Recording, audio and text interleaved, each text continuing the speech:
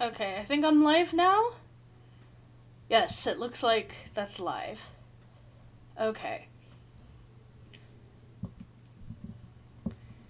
Yes, it says live. So, okay, well, hopefully I am live now. Hello to anyone who's here.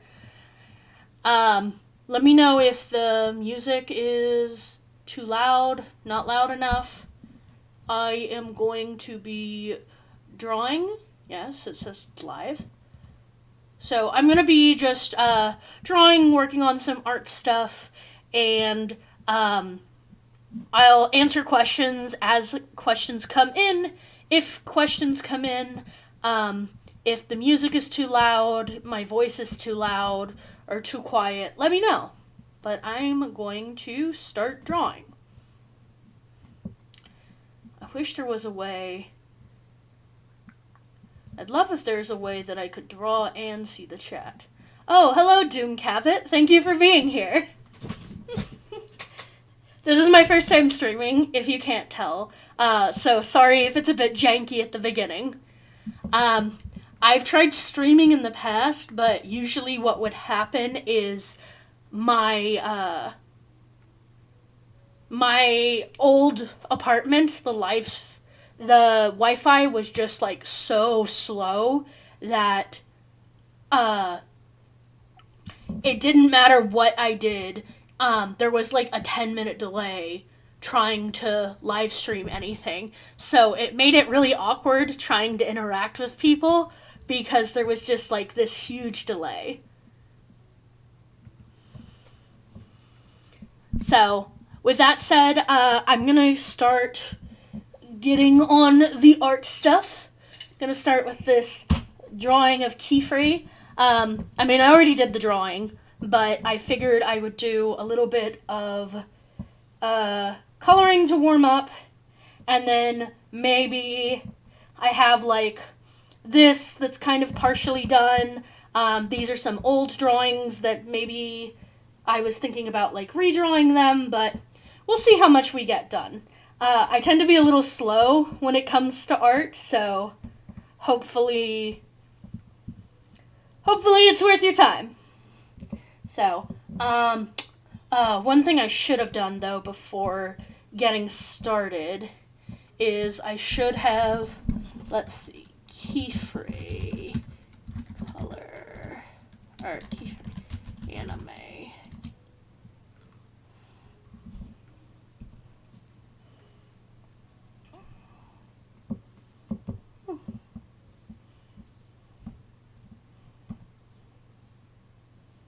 Actually, I think I might have this already if I open up my art references. Artwork. Art refs.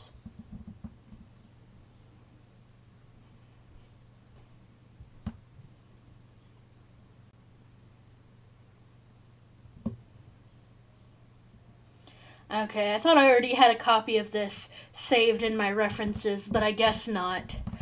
As you can guess, I have a lot of images that it's partly if I'm drawing something and I need a reference for it, I'll try to save it so I have it for later. But sometimes I also just save images that I like as like reference material.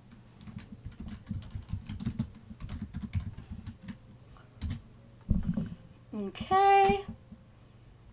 And then, let's see.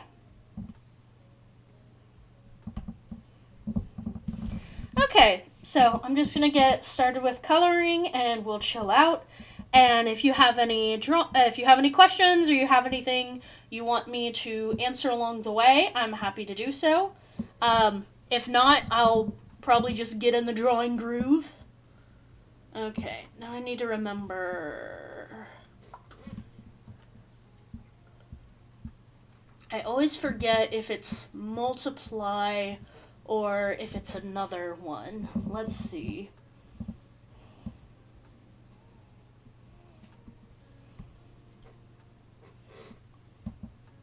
Okay, that's what it is. Okay.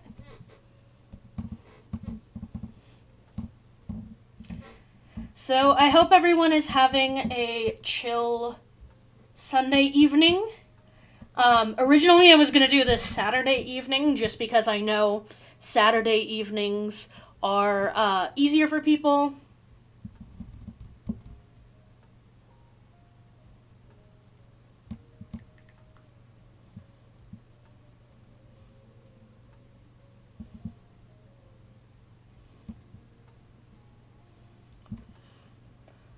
Sorry, my friend was messaging me and I got distracted. So yeah, originally I was going to do this live stream Saturday night.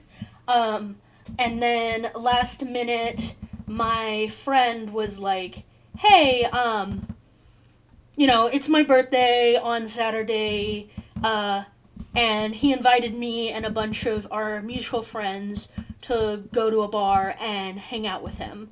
So instead of sitting at home doing a drawing stream, I went and hung out at a brewery with my friends. So, not very content creator of me, I know, but if there's one thing that I will do, it's commit to doing something for a friend's birthday. Because, those only come around once a year. And I feel like when it's your birthday, you should be the king or the queen of the castle. Or maybe you don't want to be king or queen. What is a gender-neutral term for king or queen? I guess just like royal. You get to be the royal of your birthday. And I think, within reason, you can't ask anyone to, commit a murder for you, but I think within reason, anything that you ask for on your birthday should be honored. Because that's a once a year thing. And everyone should get a special day where they're allowed to be a little bit of a monarch, a little bit of a dictator. Okay.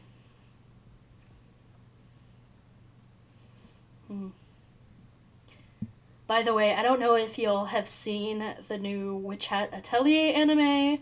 I have been loving it. I was really nervous when the series was first announced. I had never heard of Witch Hat Atelier. I think that I first got interested in it because of the Mother's Basement video.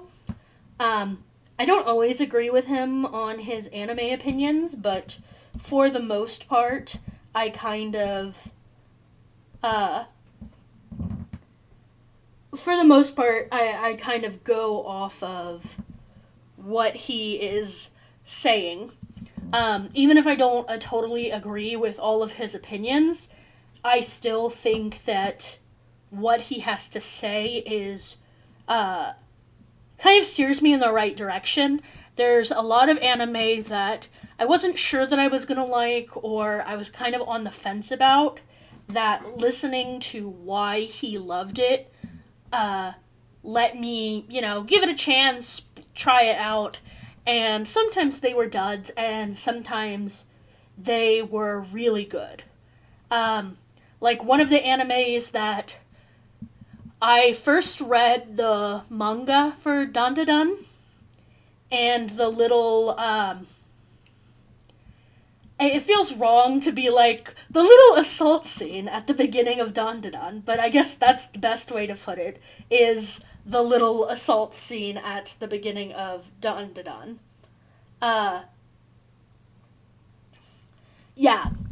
scene with the aliens that's in, the first volume of the manga, I don't remember if it's in the first episode. It might be, in the second episode, but it's near the beginning of Dandadan. And when I read it in the manga, it really turned me off. I really don't like media in general, but especially anime sometimes just seems to love showing I was gonna say showing women, but really showing girls, showing teenage girls in very compromised positions. And I don't love that. And I don't really want to watch anime that has that in it. And as much as I really did love Dandadan, that was a big turnoff for me, and I kind of stopped watching it from there. Um, or not watching, I guess reading, because I was reading the manga at that point. But yeah, I had bought the first 2 volumes of the manga and read them, and I just was kind of like, the story seems interesting, but I don't know if I really want to continue. And it was only because of the glowing review that Jeff gave it that I was like, well, maybe I can give it one more shot. Maybe there's a little bit more to it, and I can watch a little bit more, and I'll get into it. And to my surprise, I still think there's some kind of parts to Dandadan, and I understand if there's people who who that's deal breakers for. If you say, hey, I don't care what else Dandadan has to offer, the fact that it has it in there is a deal breaker for me, I think you're totally valid for that. But I feel like it has such an interesting story that I was willing to look past that to see the rest of the story. I'm also not, I feel like if you are an assault survivor, you might have a very different perspective on that, and you might feel very differently from me, but yeah. I think it's just one of those very much your mileage may vary kind of things, and my mileage varied in a way that I was able to still enjoy it despite that.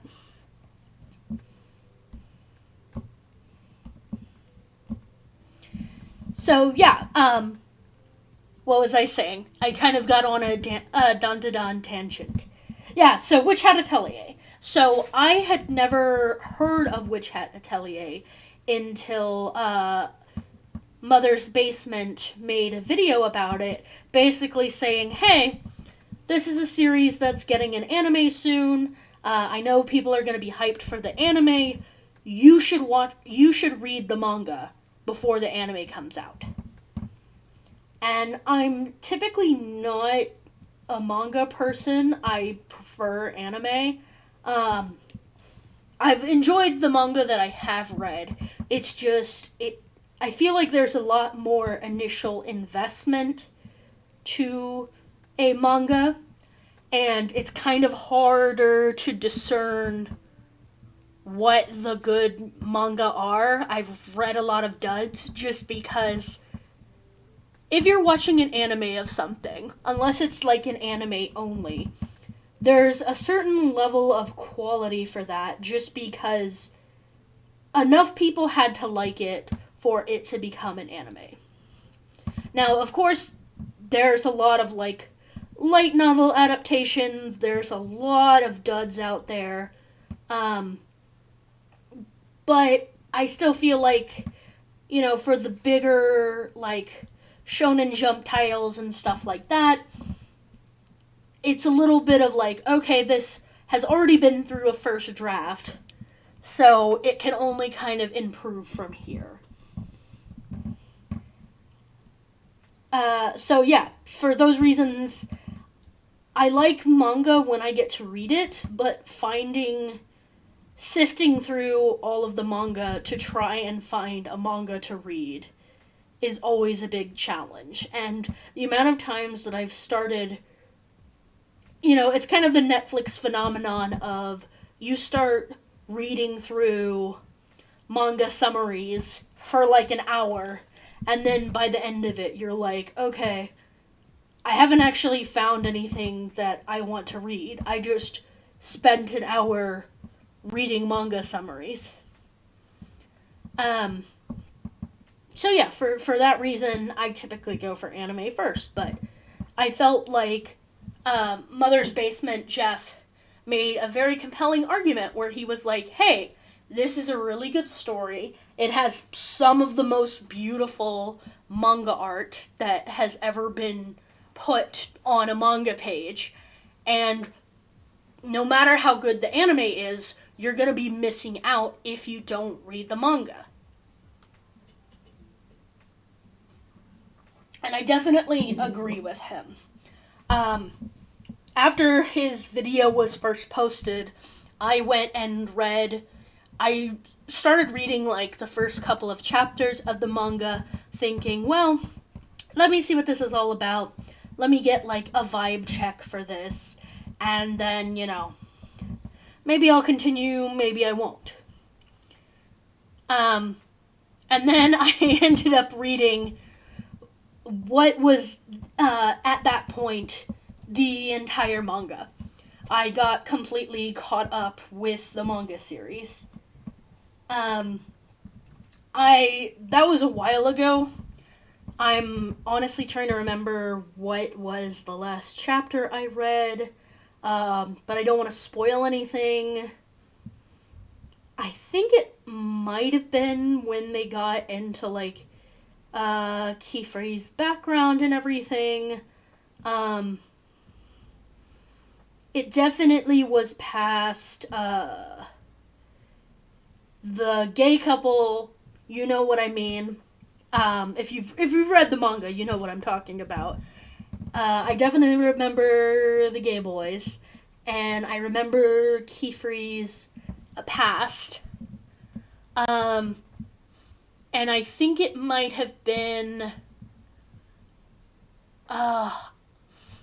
they definitely did the test with, that other boy character that I find annoying. I know a lot of people find him endearing, but he's kind of like a little bit of a screw up in everything he does, so I find him annoying. Uh-oh. But yeah, whenever that was, I read up to what was the last chapter at that point. And I'm not normally someone who does that. The only other manga that I've read that much manga for is, I read up to what was the most recent chapter of Gachiakura, because I finished the anime, and then I was like, I need more Gachiakura. Gachiakura, Witch Hat Atelier and Gachiakura might be my two favorite series that I've read in a very long time. And they're on, like, two very different ends of the spectrum. I guess they're both, like, fantasy worlds with strong female characters and really cool power systems or, like, magic systems. But the vibes are very different. If you've seen both Witch Hat Atelier and Gachiakura, you know what I'm talking about, that the vibes are very different. Love them both. Yeah, so those are the two mangas. Yeah, so I've read, well, I'm not up to date anymore with either of those series, but I read up to what was the most current chapter when I stopped reading. For Gachiakura and Witch Hat Atelier, I read a lot of Soul Eater. That's another series that I would love to finish reading. I'm sure it's probably finished by now. I mean, I would assume it's finished by now. God, I hope so. Yeah. I read quite a bit of Soul Eater. I remember I did drop it at one point just because I think the stuff with the witches felt like it was starting to get repetitive. And I just kind of wanted a break from it, and then I didn't come back from the break.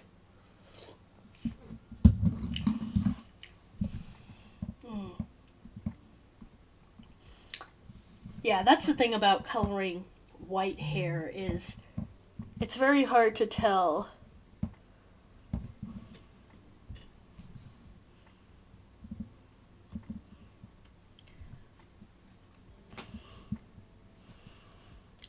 But yeah, so I've been really enjoying Witch Hat Atelier.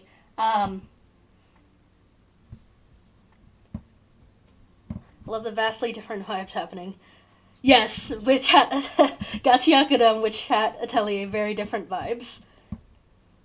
Soul Eater does get weird. I think that was part of the reason why I stopped reading the Soul Eater manga. Is it did get kind of to a point where I was like, I don't know what's happening anymore. I need to like.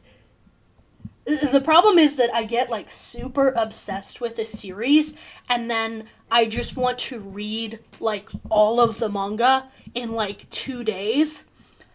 And the cool thing about reading a bunch of manga all at once is I think that you pick up little details that the mangaka hints at, that if you're reading it from like week to week for months at a time, it can be easy to miss little things because, you read a chapter of a manga, you go about your life for a week, then you go to the next chapter of the manga, and like the big things might stay with you, but you might miss little details or little hints.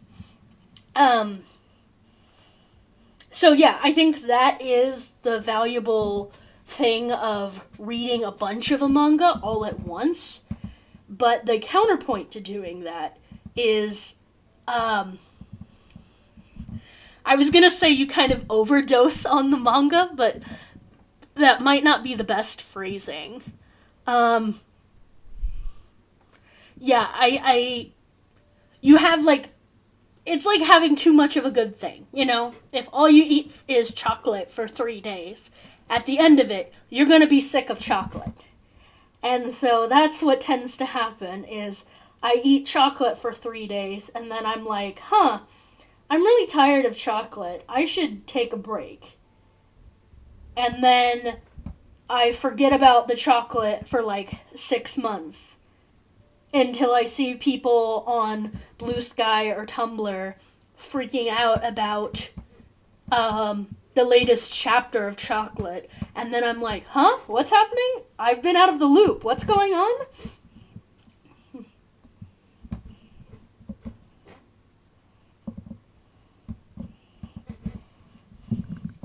But yeah, let's see. What are other manga series?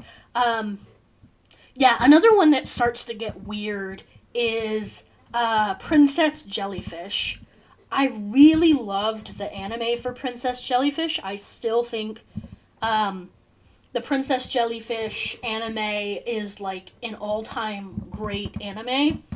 And if you haven't seen it, I really highly recommend it. The manga is good too. The manga to me, it feels like it kind of just loses what it's talking about. Maybe that's the wrong way to put it. I feel like the anime is a lot about, like gender and finding your place and like coming into your womanness and stuff like that. And the manga, so the anime ends where they're trying to save the nunnery building, and they're trying to find a way to come up with like millions of dollars. And the idea that they come up with is that they're going to make a jellyfish dress. They're going to make like high couture fashion. Which kind of seems like, if I love fashion as much as the next person, but if you're trying to like raise money, a lot of money very quickly because you're trying to save this building, it kind of seems like a weird route to take. Like, that seems like that's maybe not the easiest path to get the result that you want. Oh, let me see. How does his eye? Okay, that's how his eye goes. So then the manga kind of gets into like the nitty-gritty of them trying to be like fashion designers and going to these fashion shows and learning all about how like couture brands work and stuff like that. And it is very interesting, and I think that it has a lot of interesting critiques of the fashion world that I hadn't heard before. Like, something that I didn't know until I read the Princess Jellyfish manga is that apparently a lot of couture brands, you know how, typically clothes, they're sold in a store, they're sold at the mall, at Walmart, or whatever, and then eventually those brands have like extra clothes that they can't sell, so they sell them to secondhand shops, or they donate them, or they end up in Goodwill, or whatever, and there's this whole like secondary market that gets all of these clothes. Well, with couture brands, they don't want poor people wearing their clothes. They don't want their clothes ending up in these secondhand markets. And so, in the manga, they just burn those clothes. Like, literal metric tons of clothes. They just incinerate. Because, they're too worried that, if poor people wear their clothes, it will damage the brand. And I had never heard of that before. Like, in hindsight, in retrospect, that makes total sense. But being like, I don't know, I think I was in my like late teens or early 20s when I read that. That was like really shocking to me and upsetting at the time that I did not know that was something that like couture brands did, and really made me rethink, I don't buy couture fashion by any means, but it made me really rethink buying clothes and like what happens to clothing. Because it's not just couture brands who are guilty of that. A lot of clothes that don't sell, they end up in Asia, or they end up in Africa or South America, and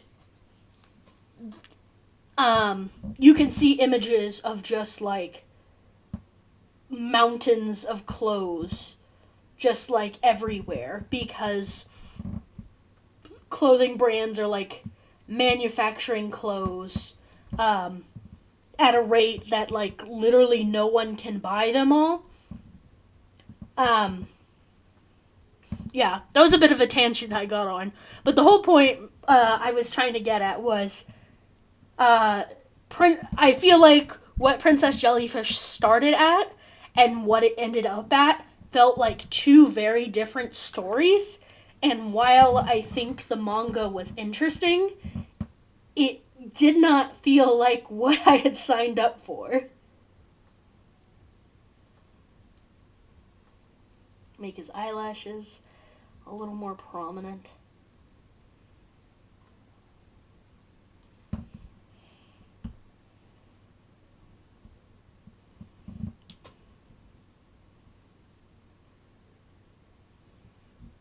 Okay, so maybe it wasn't millions of dollars they needed. I'm like vaguely remembering the plot of the series as I'm recounting it. Maybe I should actually look it up instead of just going off of my vague memory of reading it like 10 years ago. Yeah, 63,000 USD probably makes a lot more sense, especially because it was like, I don't think it was like a rundown home, but it wasn't like the best condition home.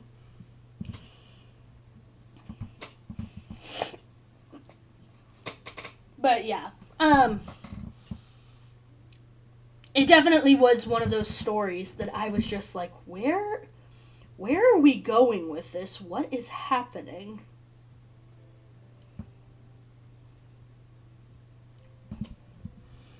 Okay. You know, it is kind of interesting. I guess he would look weird with white eyebrows, but it is kind of interesting that, you know, assuming that he is a natural whitehead, that they gave him, black eyebrows and black eyelashes. I guess it does make it, harder or easier to read his features, because if he was just like white on white on white, it would be harder to read his expressiveness. Okay, let's see. Alright, I think I'll do the ribbon next. What?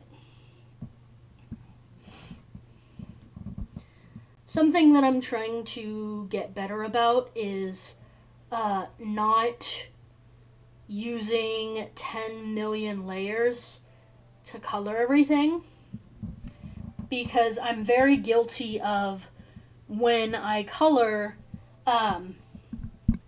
it does make it easier if you're like, okay, I'm gonna put his eye on one layer, and I'm gonna put his skin on another layer, and I'm gonna put his hair on another layer, and I'm gonna put his hat on another layer.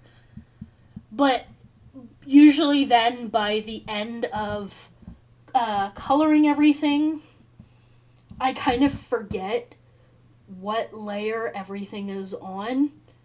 And so that means anytime that I want to switch layers, I kind of have to switch through like 10 different layers to figure out where the hell the layer that I want is on. And I'm aware that if I actually labeled my layers, that would probably make that problem easier for me. But that requires forethought, which is also something I'm not great at.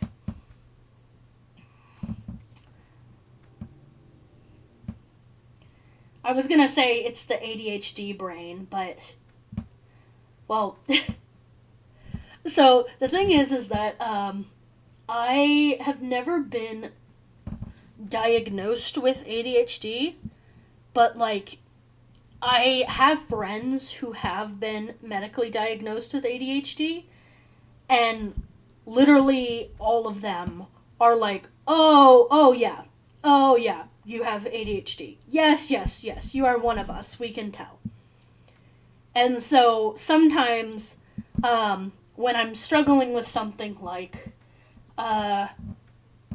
making a phone call, or remembering details, or like talking a lot, or fidgeting with my hands, I will make a joke of like, oh tee sorry, it's the ADHD. But again, I don't know if I actually have ADHD or not, so that's probably not something I should proclaim when I don't really know. It's usually just like amongst my friends, I'll make those kinds of jokes, and like none of them are neurotypical, so they claim me as one of their own.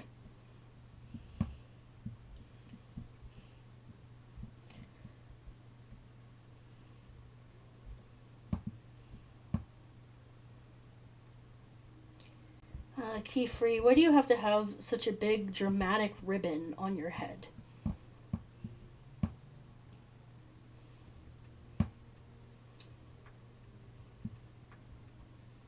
Although I could have chose not to include this. No one made me include this.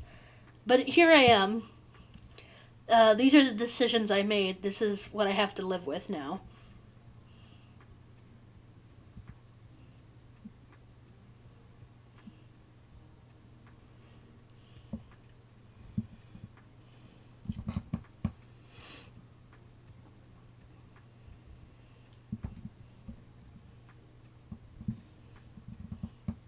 Which do you think he dyes, his hair or his eyebrows? That is a great question. I feel like if your hair is naturally white, it would make it easier to dye your eyebrows.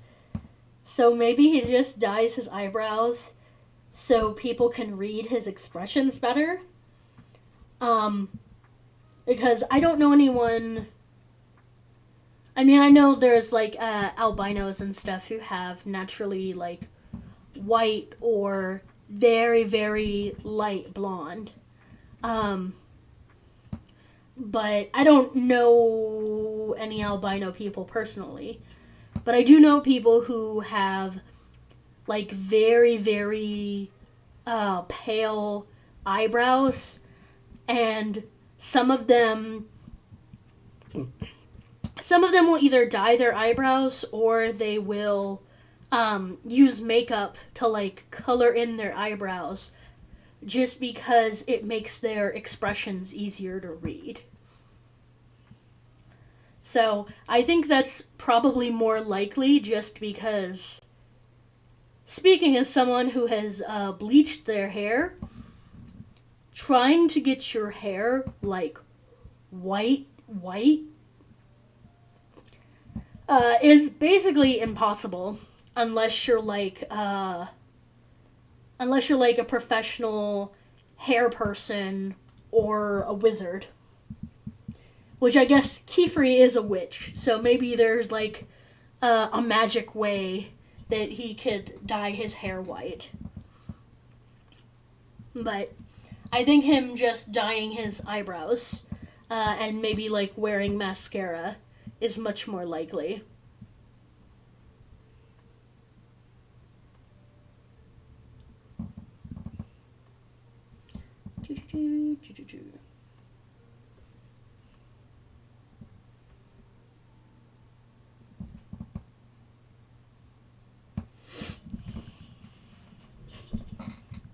Okay.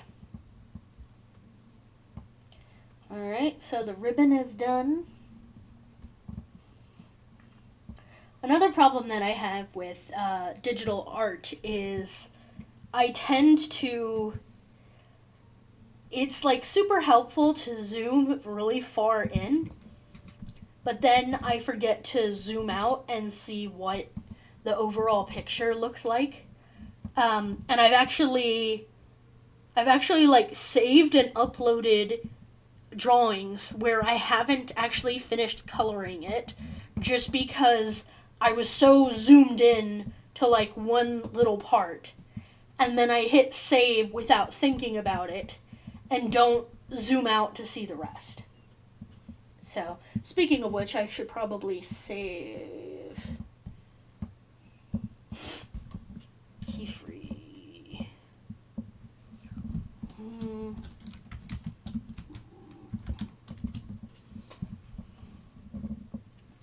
Okay. So let's see. His hat and his face and everything are colored. Let's do his sleeve next. Oh, and his sleeve is that same color. Great. Is the whole sleeve that color? Okay, yeah. I guess he wears, like... It's almost like he has, like, a long sleeve bodysuit underneath everything. Because he has this super tight turtleneck. And then he has, like, this swoopy little toga. And then his big cloak. Is he wearing pants? I guess those are technically pants. Or maybe they're just, like, maybe they're just, like, long socks. But I think the fact that they're kind of baggy is they're supposed to be pants. How cold is it in their world? I mean, I guess he's wearing, like, very flowy fabric. So, it doesn't have to be that cold, but... This way. Brain behavior is a spectrum, and even if you don't qualify for it formally, you still experience the same struggles, enough that using the term makes good shorthand. Yeah, I think that's a good way to put it. Is that, even if I don't have, like, a technical diagnosis, if the word is still helpful for me, it doesn't hurt anybody to use it. I guess sometimes I just worry that it comes off as, like stolen valor. like I'm claiming a struggle that I don't really have. But if I'm, you know, if I'm saying like, hey, I too have problems with remembering dates, and hey, I too have a problem with making appointments, and I too get really focused in on something and then forget everything that's happening around me. That it's okay for me to just say like LOL ADHD brain as a shorthand.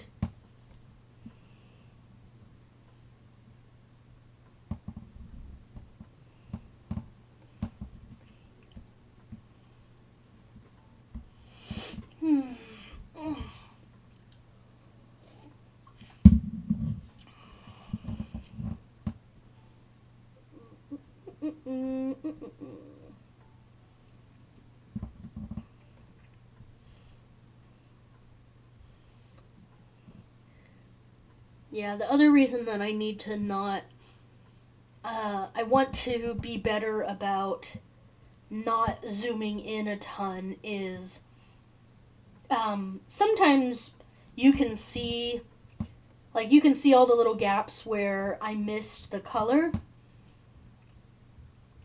And, like, you know, if I keep zooming in, it's like, oh, look where I screwed that up. Oh, look where I screwed that up. But then it's like, okay, when you actually zoom out to a normal level that people are going to look at this image, is anyone going to notice that? And like here, there is a little gap in the color that I should fix. But like knowing when those gaps are important and when nobody's actually going to see that is something that I really struggle with. There we go. So then that's one sleeve down. Okay. Right, and then his chest area, yeah. So you can see more of his little bodysuit. I'm really curious. I'd love to talk to like cosplayers and how they deal with like his little like turtleneck thing. 'Cause it almost looks like tape or like he has several layers of collars on. And I'm really curious when people are cosplaying him, do they bother to include that detail? Do they do some type of seam to replicate it? Or do they just wear a turtleneck and call it a day? Okay. What was I doing? Oh, right. So his little chest should be black, too.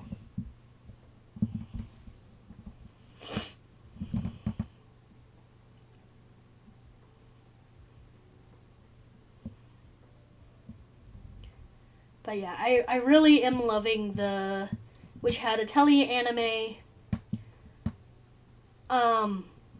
I'm usually more of a dub watcher than a sub watcher, unless the sub just has like atrocious dubbing, which sometimes it does, but I would say 9 times out of 10, I tend to prefer the dub if the dub is available.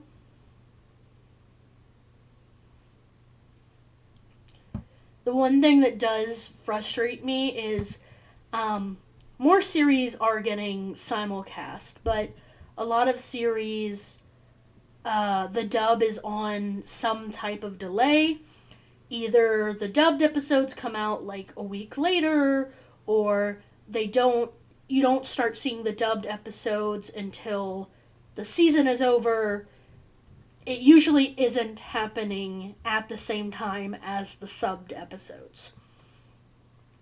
So a lot of the times it's like, okay, do I need to watch the dub bad enough that I'm willing to wait longer for it? And sometimes I'll crack and I'll just watch the sub because I'm impatient.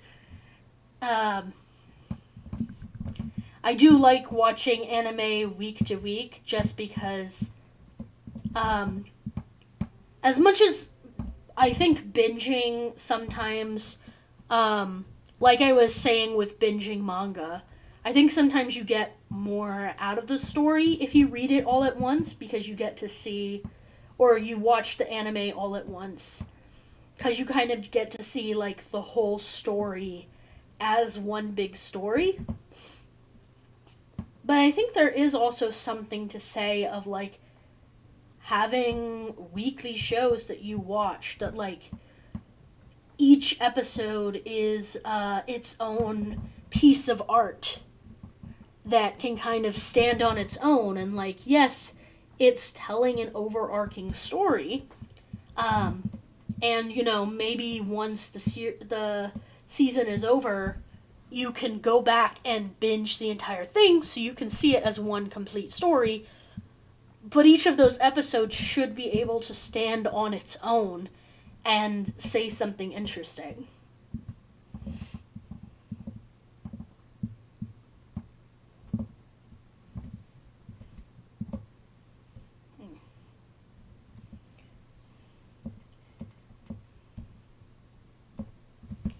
See, I'm so curious if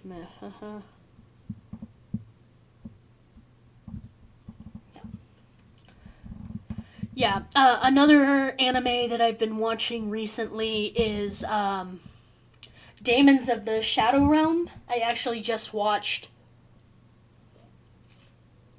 I think it was episode 5 that I saw right before I started this stream. I was having a quick dinner and anime watch, because that's usually if I'm sitting down. Oh, why did I do that?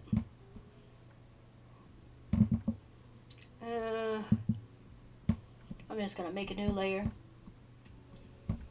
Even though I said I was gonna try to limit my layers, but trying to color in this gold thing when I've already colored in the black part is annoying. So I'm just gonna put it on a new layer because I'm a cheater. But yeah, I was watching the Shadows of the Daemon Realm, which is the new series by the creator of Full Metal Alchemist. I don't remember her name off the top of my head, but she's the creator of Full Metal Alchemist. And the series, I don't really want to spoil any of it because I think it's one of those shows that you really should go into blind if you can. But it's been a really interesting watch because each episode doesn't tell you a bunch. They kind of lead you in with information, and it's a very slow burn. And I don't mind it being a slow burn if it's gonna be, you know, a 25 episode season, 2 or 3 season show. Like, I'm fine with it taking its time and not revealing everything right away. But watching it from week to week can be a little frustrating because, like, the episode 4, I'm not gonna spoil anything specific, but let's just say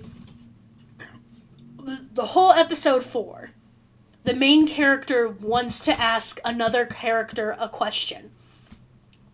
And he spends the whole episode trying to find the people to ask that person a question. And so you're like, oh man, how are we gonna like find out this question? How is he gonna find the person he needs to find to ask them the question? And so the whole episode is spent looking for them. And then they have like a big fight, which the fight was really cool. But they find a person who can lead them to another person. There's a big fight. And then he says like, hey, I want you to, I want to talk to the person to ask this question to. And then cut to credits. That's the end of the episode. And it's like, we spent this whole episode trying to find this person, and we're ending the episode where we haven't even gotten to the person. So it's that kind of series where, like, I think the story it's telling is very interesting, and I'm very excited to see where it's going. But I could see people bouncing off of it because, especially if you're watching it like week to week, I could see people bouncing off of it because it's like 5 episodes in, and we're just barely starting to learn some stuff. And like not even any of the big questions that I have that I'm really hoping they're getting to soon. It's kind of just like dripping everything that it tells you. Which in a way is cool. Like, I don't, if it was just like a huge exposition dump, I don't think I would prefer that. But it can get a little frustrating. It can get a little frustrating at times when you're like, I want to learn this. Why aren't we learning things yet?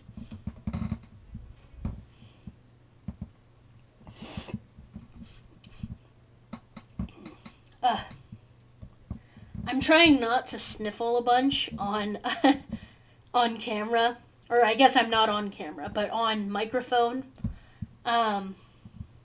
Just because, yeah, I don't think you want to hear me sniffling, but it's been a very this spring in Providence. I never thought of myself as someone who has allergies, but, like, I don't know if the pollen's been very high, or it's just, there's more flowers blooming this season or something, but I've just been a sniffly little mess.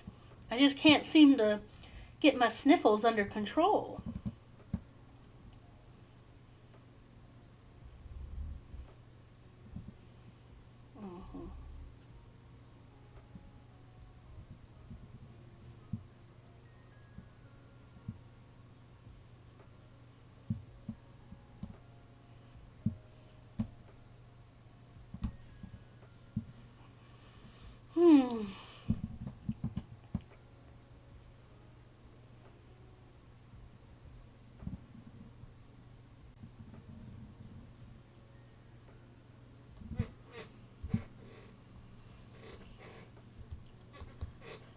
Okay.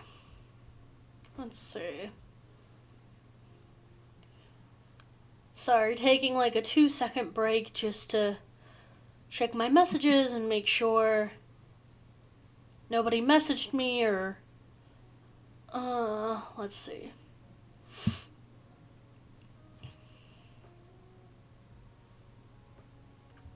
Okay, no. So we're good to go.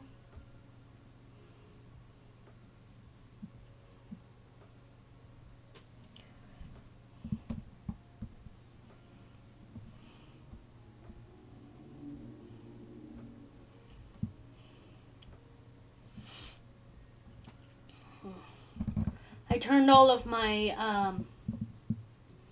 I usually keep the notification noises on for, like, Discord and, yeah, just all my, like, social media stuff. I always keep it, like, full volume, because if I mute things, I will just never see it.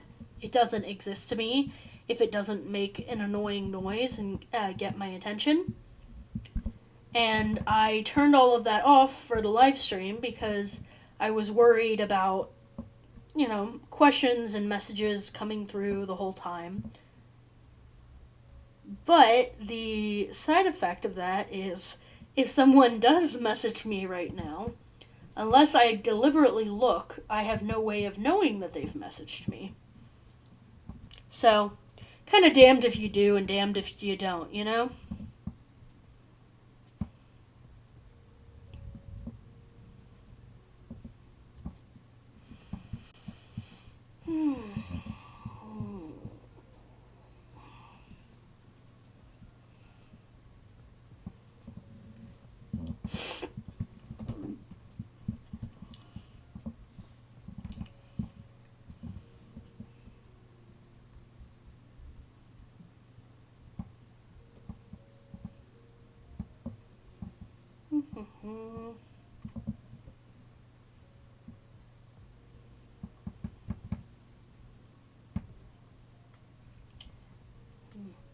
Oh, I did have some questions that people asked that I should probably get to.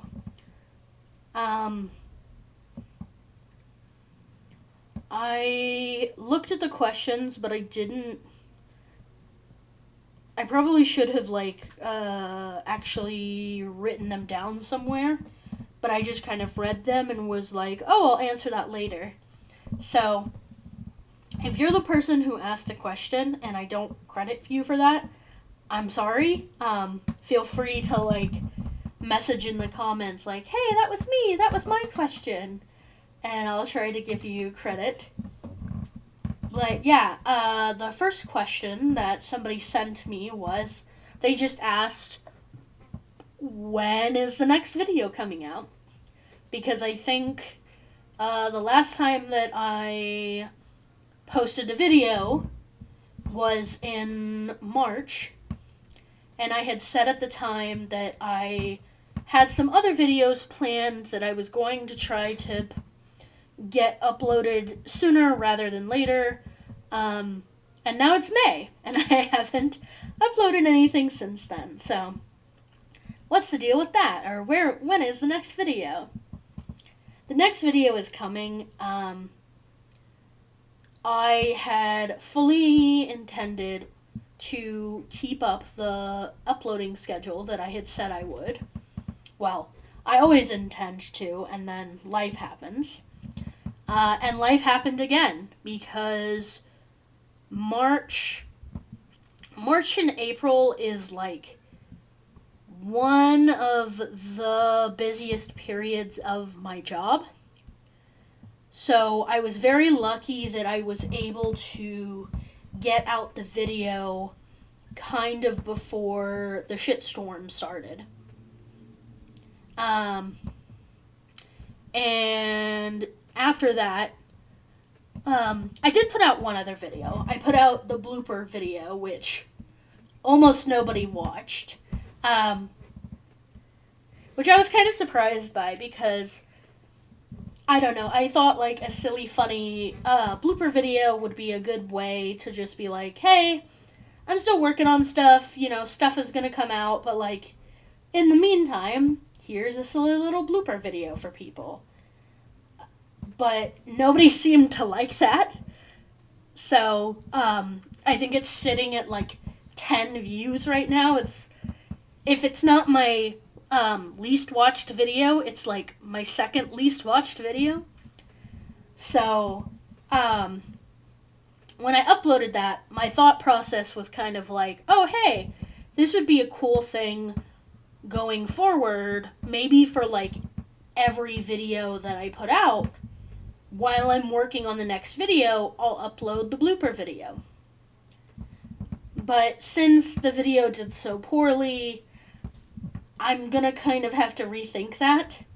I still like the idea of doing a blooper video, but maybe I could format it so that it's only long enough for a YouTube short rather than a full video, or maybe I could just upload that to my Patreon. Find some way to the people who really want to watch it can still watch it, but it's not on the main feed for people who don't want to watch it. Because the feedback that I got from people was kind of that, they were disappointed that it was a blooper video and not another full video. which I can understand, but I don't know. I always like blooper videos when YouTubers include bloopers, but maybe that's an unpopular opinion. So all of that is to say, I had been working on the next video, and I just didn't have a lot of time, and then the video that I was working on, I have this problem with videos in general, where I think part of me is still, even though I've been, making videos for way too many years on this channel at this point, part of me, every time I start working on a video, is like, oh, but does this fit the video vibe? Like, is this what I should be doing with my channel? And then I kind of get in my head about it. And the video that I was working on, it felt kind of self-indulgent. And like, I'm aware it's my channel, it's my videos. I can be self-indulgent if I want to.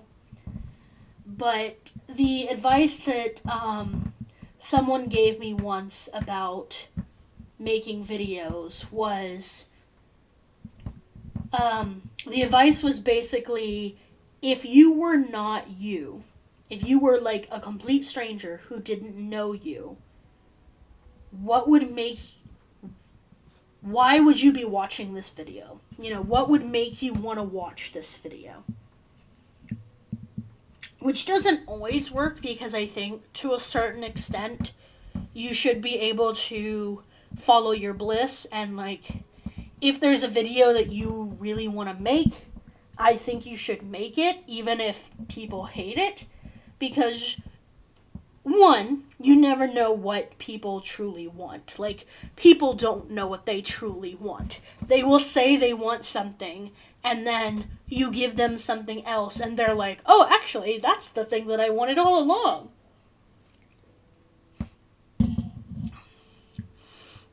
But I think also, if you're trying to make stuff with the hopes that someone else will watch it, to a certain extent, you have to be like, okay, is this something that only I give a shit about? And that's where I kind of came down on that video was, one, it felt like something only I gave a shit about, and two, it didn't really fit like it didn't feel like it fit the vibe of what I want my channel to be. Because what I really want to do with this channel is I want it to be a place where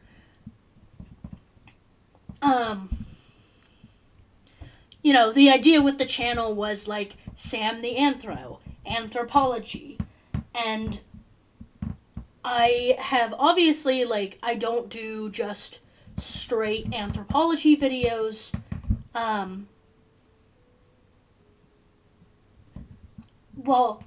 don't do straight anthropology videos like I used to. Like, I'm not doing a video on positionality or something like that, where I'm just kind of defining an anthropological term. I still think there's a lot of anthropology in what I'm doing, but the stuff that I'm doing now is much more video essay with a lens to anthropology. Anthropology is still at the, like, framework of what I'm doing, but kind of giving myself the flexibility of, like, if I want to make a video essay about a TV show that I like, or like something that's happening in the media or something like that, I want to be able to give myself that flexibility rather than everything has to be purely anthropology or it's not allowed. So with all that being said, the video that I had been making, it kind of was just, it was more of like a vlog than anything else. And while I've made vloggy stuff in the past, if I'm making vloggy stuff, I want it to still have a basis of anthropology. And this video kind of felt like, okay, we're kind of straying away from that, and we're kind of just like having a video about us talking about what food in Providence we like to eat, or like where our favorite coffee shop is. And again, I had to go back to that question. If I was not me watching this, why would I want to watch it? You know, if this was a video made by a complete stranger and I clicked on it, what part of this would be appealing?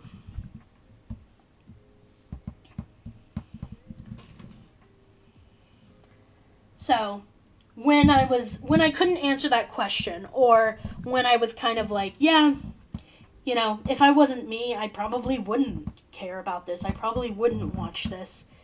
That's when I was like, okay, I think it's time to scrap this. So, unfortunately, that meant I spent a couple of weeks working on a video that I no longer felt confident making, which that has happened to me a couple of times. It's not the first time that that's happened, but anytime that has happened, you know, it just makes it harder to like bounce back. Anytime that you spend a bunch of time on a project that goes nowhere, and it's like, okay, what do I do now that's not just blowing more time on something that's going to go nowhere? You know, that project was wrong, but like, what would be the correct project at this point? So, you know, spend some time thinking about that, trying to figure out where I wanted to go with it next. And then the other problem was, again, I was getting super busy at work, so I really wanted to get the next video done, but I just did not have the stamina to do so. Unfortunately, when I started this project, or when I started this channel, I should say, when I started the Sam the Anthro channel, I was in college, and I worked a little part-time job, but I really didn't do much outside of that. You know, I had my schoolwork, and then I worked like 15, 20 hours a week. But besides that, I had a lot of free time. And then when I kind of rebooted the channel into what it is now, it was during grad school and the pandemic. So I had even more time. I mean, grad school did take up a lot of time, but it being the pandemic, besides grad school, I really didn't have anything to do. I didn't have a social life. I couldn't go out. I couldn't do much. So sitting at home all day making videos was like my main thing that I did with my time. And now I'm very lucky that I have a very thriving friend group. I have a full-time job. I have, I have other creative things that I want to do too, that even when I do have time to be creative, I don't necessarily want to work on a video. Sometimes I want to work on my artwork, or I've been writing some poetry recently, or different stuff like that like makes it hard to commit fully to video making in the way that I used to. So I still love making videos. I still want to make videos. I just have to kind of accept that, unfortunately, the videos will take the time that they take. And I have to be okay with that, and I have to allow for that. So, all of that is to say, I am working on the next video. I did find time. So, even though I've been super busy, I have been trying to find time on my lunch break or whenever to get a few words in here or there. And I think the script that I'm at now has, I think it's at like 1,800 words last time I checked. I haven't looked at it in a couple of days, but that's where it's at. And I don't think... I really like where the script is at right now, but I definitely don't think it's finished yet. So, I need to get it finished. It's just finding the time to do so. And so, I can't promise a video anytime soon. I would really love to have...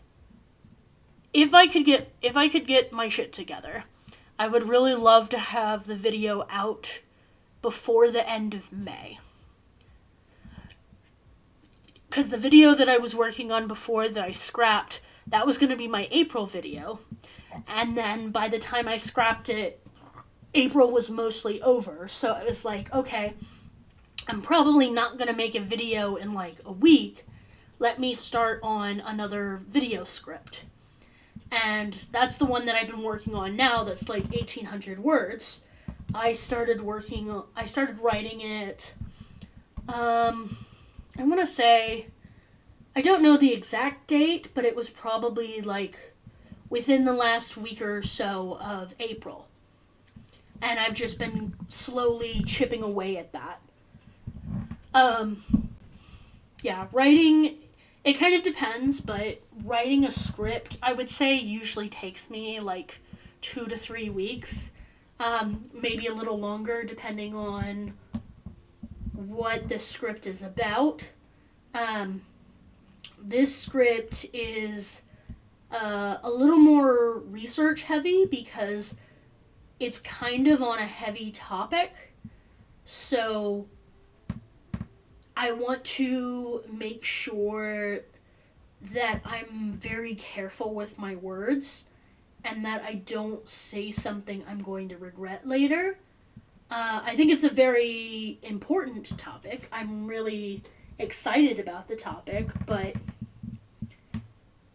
yeah, I just don't want to I just don't want to make the video until I'm totally confident with the script, which I know is like a difficult thing to do.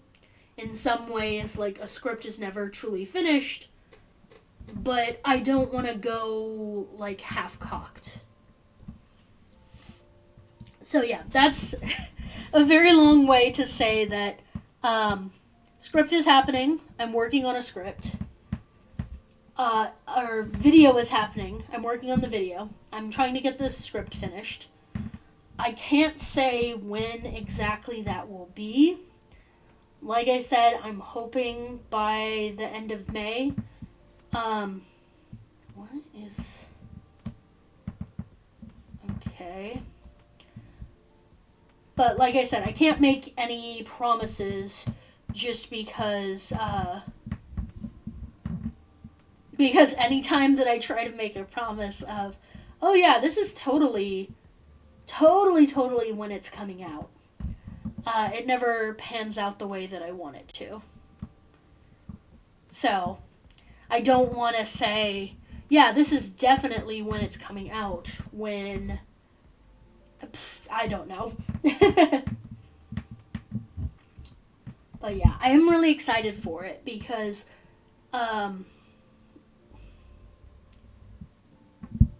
why? Okay.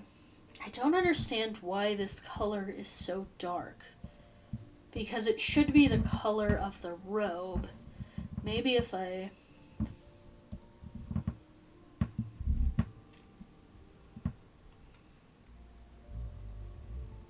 There we go. Okay, I guess I just had the wrong color picked.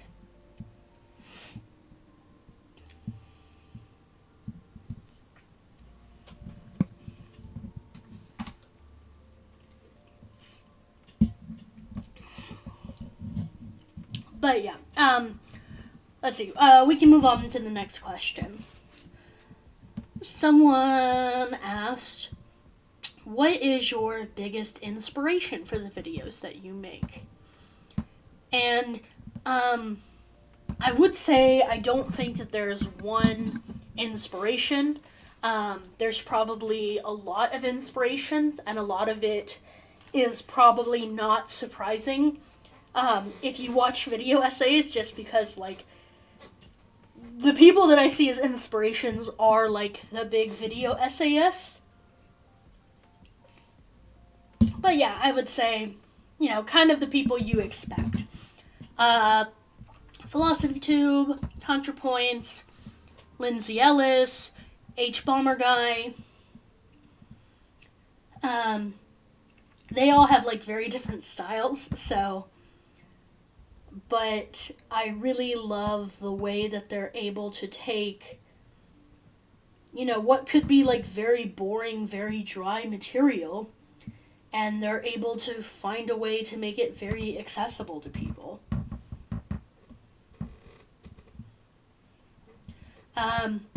Other people that, people might not know them as much, but I also think they're great video essayists are,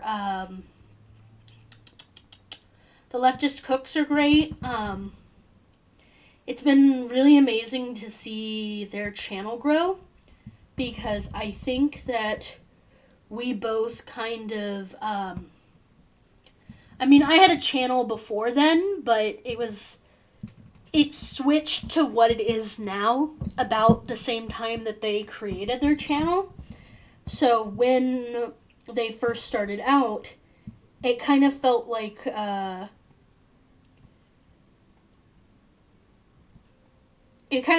we were, you know, compatriots. We were buddies, that it's like, hey, I'm a little channel with 100 subscribers.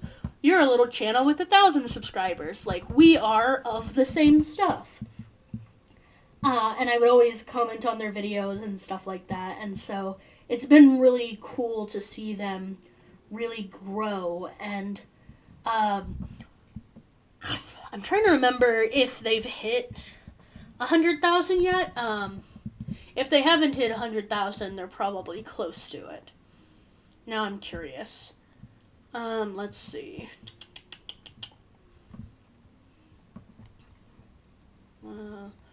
Leftist Cooks. Yeah, they have hit 100,000. So yeah, that is amazing to see, because like I said, when I was back in, like, 2020, I basically thought of them as, like, yeah, we're on the same level. You and me and you, we're both small YouTubers. And so now to be, now to see them in a place where it's like, I could dream of 100,000. You know, maybe someday, but getting to see them get to that, it's like, I don't know, have you ever seen your buddy, like, win a big award or something like that, and, like, you're just happy for them, and you're like, man, I saw you struggle, and I saw you, like, I saw what you were doing before, and I see you now, and, like, it's so cool to see you have that growth. And maybe I'm speaking, I can't think of the word. I want to say paradoxically, but that's not, parasocial. Maybe I'm speaking parasocially because, like, I don't know them personally. I kind of just know them from, I've sent them, like, a couple of DMs, and, like, we've talked privately a couple of times, and they've commented on a couple of my videos, and, like, I would think of them as a YouTuber buddy, even if we're not, like, close personal friends. You know, I don't really know them. I just kind of know them from, enjoying their YouTube videos and occasionally talking to them. But yeah, it still feels like, oh hey, one of my buddies is doing well. That's great to hear. So yeah, they've been a big influence for me. Who else? Josh with parentheses, I think it is. Let's see, Josh with parentheses.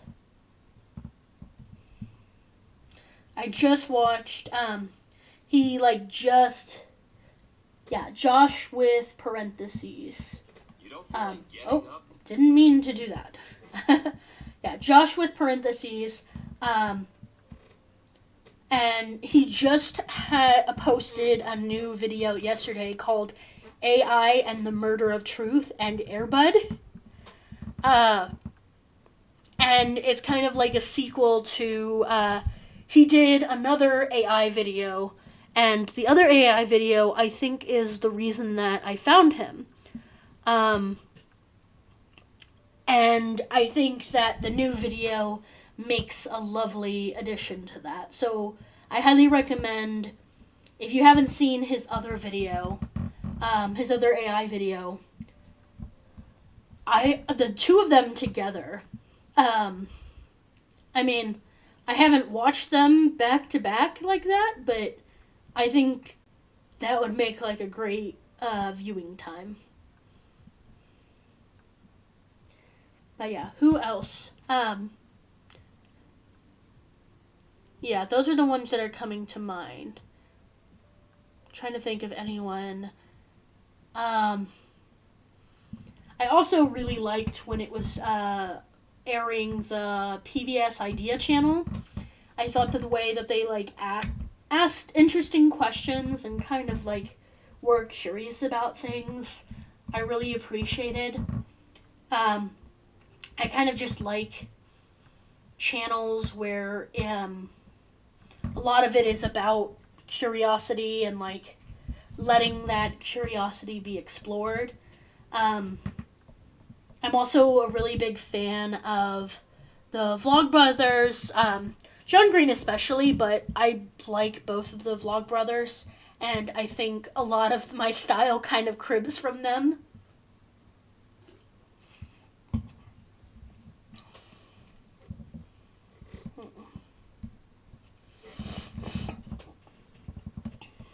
Okay. Let's see. I think that counts as done. I mean, I probably should add some shadows and highlights to it, but I'm not gonna make y'all sit through that.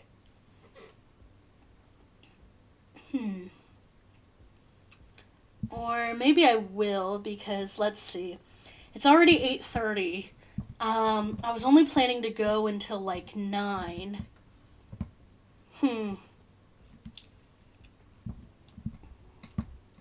Yeah, I think I will do the shadows.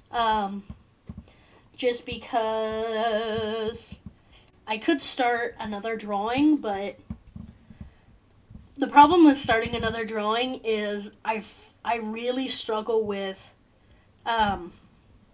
once I start a drawing, I want to finish the drawing. And so if I start something new, then I'm going to go at least another hour. Which might be great for y'all, but I do have to work in the morning, so I can't go quite too late. Okay, so let's see. So it kind of like, the shadows kind of bridge out from the belt, and then they go that way. Okay, so let's try to do that. This is 11.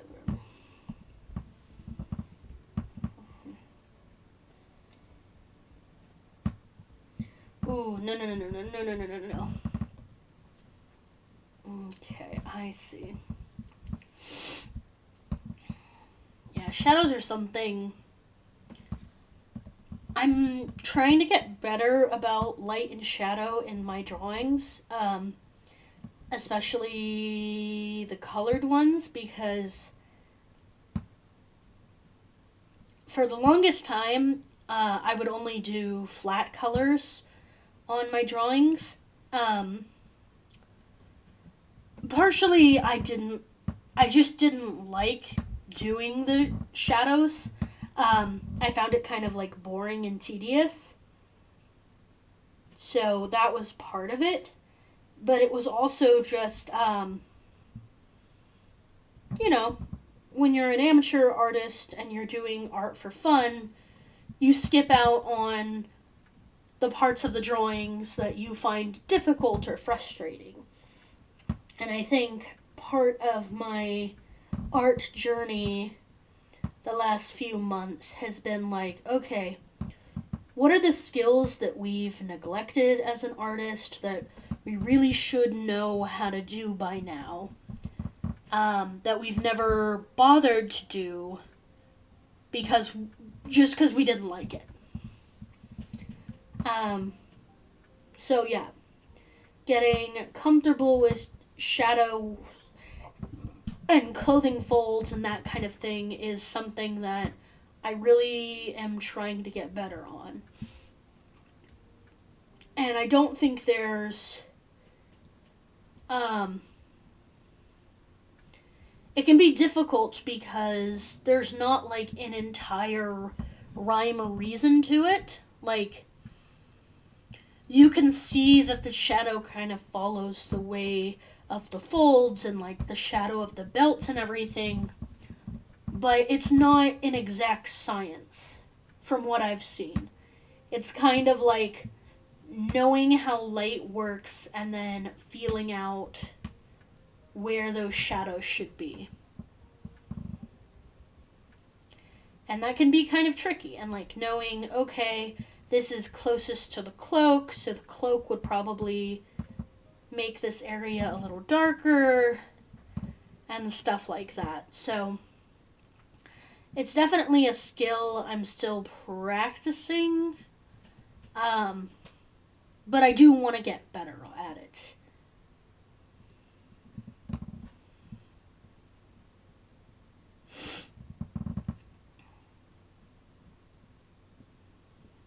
Okay, another question while I'm doing this. Somebody asked me what my process looks like for a video. What part of the video do I do first, and like, do I have a certain rhythm? I would say that mostly the way that I work is,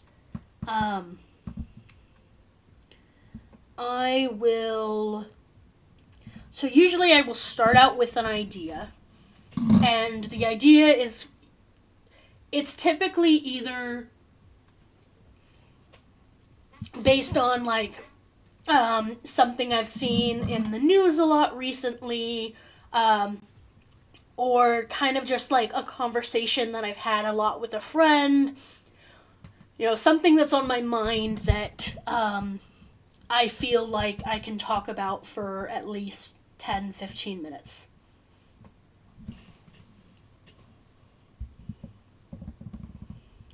Oh, it's okay. You're fine if you're quiet. I'm just kind of blabbering on by myself anyways. So, was filling out Canada's census questionnaire and bitching at the government for requiring illegal sex at birth answer. Yeah, that's dumb. I'm sorry you have to do that. That's really dumb. But yeah, what was I thinking? So yeah, I kind of just like think of an idea of like, okay, what can I bitch about for 10-15 minutes?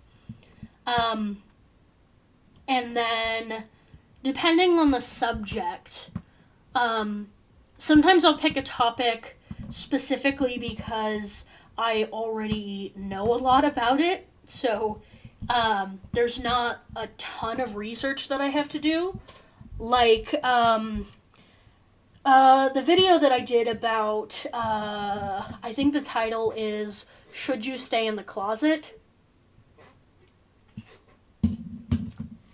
I really didn't, even though that's probably one of my most heavily researched videos, I didn't have to do that much research for the video itself, because most of what a lot of the research that was in there was stuff that I fully just pulled from my my thesis that I did. So it wasn't anything that I had to research for the video, because I'd already researched it for my thesis. Yeah, and a lot of my earlier videos that I was doing when I was in grad school, most of it was literally because I would be reading about something in one of my grad school classes, and I would want to share my opinion about it some more, because I didn't get to talk enough during whatever class we were doing that reading for.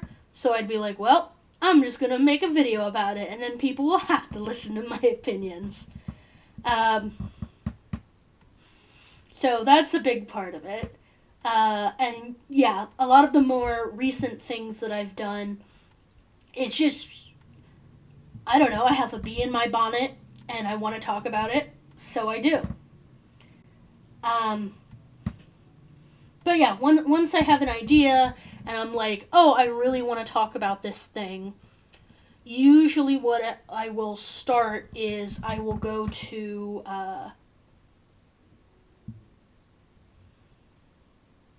I have there's like anthropological archives of academic research, like it's the AAA, which I know makes people think of the automobile people or like Alcoholics Anonymous, but it's also the American Anthropology Association, and they have a lot of good material. So I'll usually go to their archives, or sometimes I'll just use Google Scholar, to be honest, and I'll kind of just put in the keywords for whatever I want to talk about and just see what's the vibe. You know, what are other anthropologists saying about this, if they've said anything at all. And then once I have kind of my vibe check, before I go and do hard research, I will kind of just write down my initial thoughts of like, hey, this is why I wanted to do the video, this is what about the video appealed to me, you know, get all of my thoughts and feelings out before I am too heavily influenced by my research. Because research is important, but I think sometimes when you are doing a lot of research, if you have like a very research-heavy project, it can kind of be easy for the research to overtake your opinion. And then you kind of start to be like, okay, why did I want to write about this? Like, what was my opinion? What were my thoughts about this? And you start kind of just parroting. Sorry, I accidentally opened Spotify. But, yeah, you kind of just start parroting whatever the research says instead of what you actually think or believe. And I think you should be influenced by research. I think you should look at the research and be like, oh, I had a misconception about this, or, oh, there's actually a lot more nuance to this than I originally thought. I think you should allow for that, but you should also kind of know where you're coming from and be able to remember that. So yeah, once I've written down my initial thoughts and feelings and like why I wanted to write the video in the first place, then I will go whatever was my initial vibe check from the like skimming research I did. I'll go back and I'll actually read those that research or those articles or whatever I found to get a better idea of what other people have to say on the topic, and then I'll use those ideas to better inform what I'm saying. And sometimes what my initial perception of something was and what it ends up being is totally different. And that can be great. Sometimes I'm like really genuinely surprised when I'm like, oh, this was totally different than I thought it was going to be. And like, I actually learned a lot from this process. But sometimes that can also be a little frustrating just because it's like, oh, well, shit, now I have to throw out everything that I wrote because I think totally different now. But I think allowing for the research to color your opinion is really important because you need to be able to admit not necessarily that you're wrong, because you might not be wrong. You might have just had a different perception of the topic that doesn't totally reflect with what like other researchers and academics have said on it. And like that's something that I wish more people could understand, that when we were talking, a lot of people treat academics kind of as a monolith. And they're like, oh, well, the experts say this, or the experts say that. And there are some things that you can get experts to completely agree upon and have, like, more or less a consensus about. But 9 times out of 10, if you ask 10 researchers their opinions on something, you're going to get 11 answers. And that doesn't mean that the researchers are lying or that, they're selling a false narrative to you or whatever. It's just that a lot of these topics have a lot of nuance to them, and there's not necessarily a single answer for that. And, that was something when I was first doing my research and I was trying to... I would get really frustrated doing research for grad school because I would read, several academics and I'd be like, well, who do I believe? Who do I trust? Like, who has the right answer? And the way that my supervisor, who was helping me write my thesis, the way that she phrased it is like, there isn't necessarily a right answer. We're having a conversation. All academics are in conversation with each other. And those answers can change as we continue to have the conversation and as we get more information and, bring more nuance to a subject.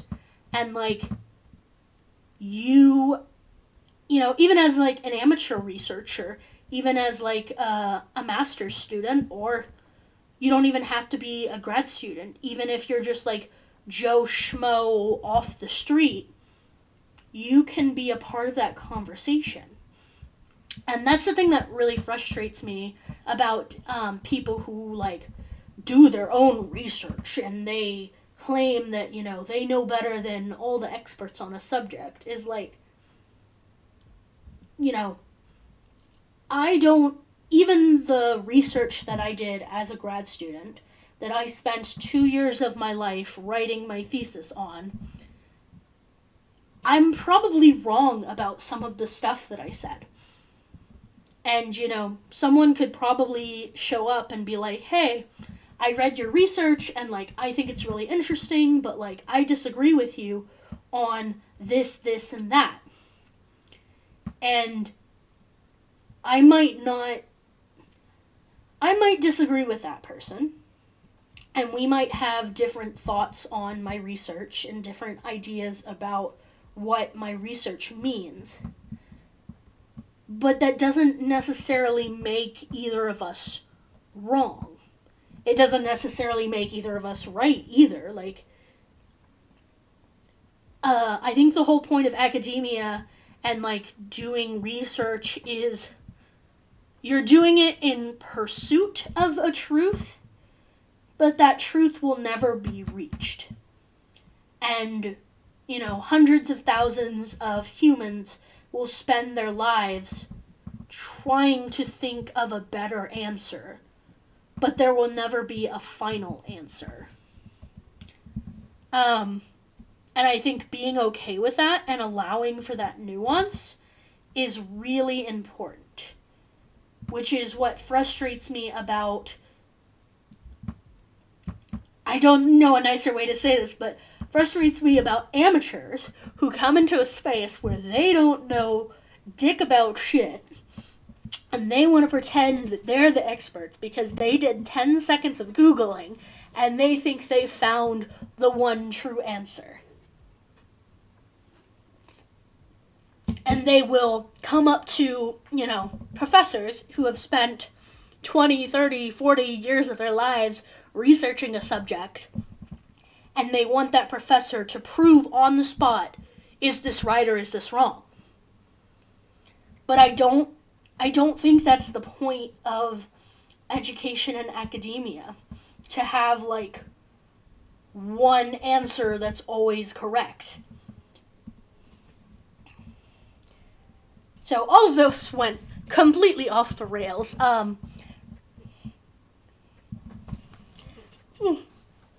So yeah, I love describing scholarly discussion as, what's the vibe? I do love that. Hey, what's the vibe? How are we feeling? That's a good way of thinking of it. Yeah, and, like, I want to be careful that, like, I think a lot of people who aren't in academic spaces, they think of it as kind of like woo-woo hippie, like, oh man, there's no wrong answer, man. Like, we're all just, like, in this big circle of feeling our feelings or whatever. And I do think you can have incorrect answers. I do think, like, do vaccines cause autism? There have been countless research at this point, and, like, none of the research that has happened has been able to find any connection, any sort of link that can be made. And so, like, you can technically keep having that discussion, but at a certain point, it's like, okay, we've had this discussion for how many years, and over and over and over again, we've reached the same conclusion. I think we can move on. And, like, if a study came out tomorrow that had some conflicting information or had added some nuance to the discussion, I still think that's valuable, and I still think, like, you know, I cannot read all of the universe. There's things that I don't know, there's things that I will never know, and, like, maybe there's more to it than I know. But again, we keep asking this question, and we keep getting the same answer, and I think eventually we need to move on.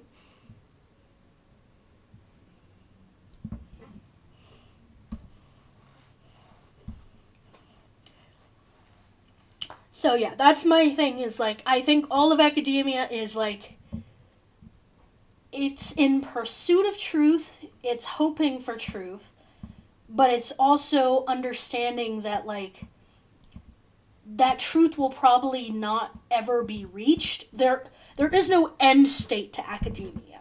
There is no point where we go, well, time to wrap it up, boys. We've answered every question. And I don't think there should be.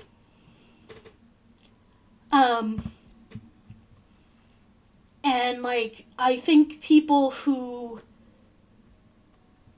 there are a lot of people in the world who want definitive answers. And once a definitive answer is reached, or once they believe a definitive answer is reached, they don't want any further discussion.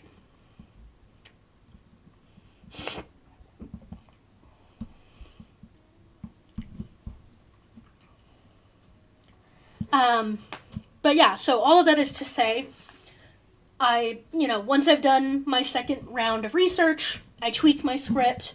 I try to add in jokes or visuals or, like, things to keep the viewer interested. That's an area where I think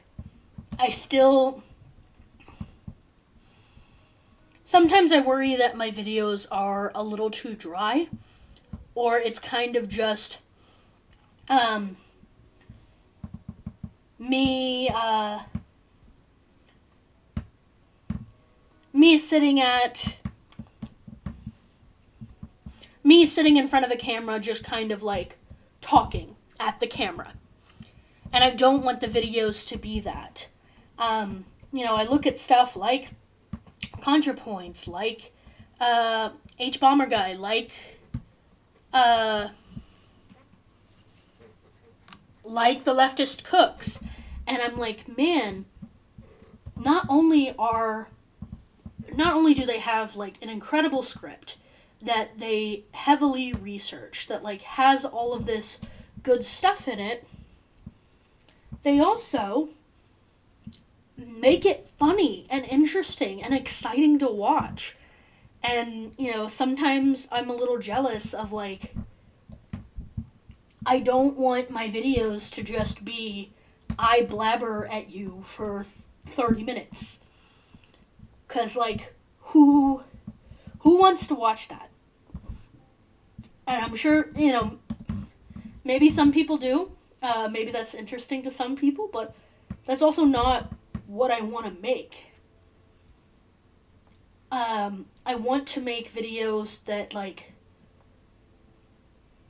if it's just a video of me sitting at my desk talking into the camera, I might as well just make a podcast. Or I might as well just publish essays on a WordPress or something. Like, why am I making videos if I'm not taking advantage of the medium of making videos? And so that's something going forward in my videos that I really want to try and push. Is like, okay, if I'm making this a video, why am I making this a video? And how can I make it a better video? My most recent video, well, besides the blooper video, the Van Gogh video, I think I really knocked it out of the park with the visuals, which was helped a lot by the fact that, it was about a museum, so a lot of the visuals were just, like, B footage that I took while I was at the museum, which made my job a little easier. But yeah, just trying to think of, like, okay, if I'm making this a video, why am I making it a video, and, like, how can I make it a better video? So usually the last point of writing the script is kind of going through, trying to add more visually interesting things, trying to find ways to, like, break up. I tend to go on, like, long monologues where I will just talk about the same subject for, like, 5 minutes straight.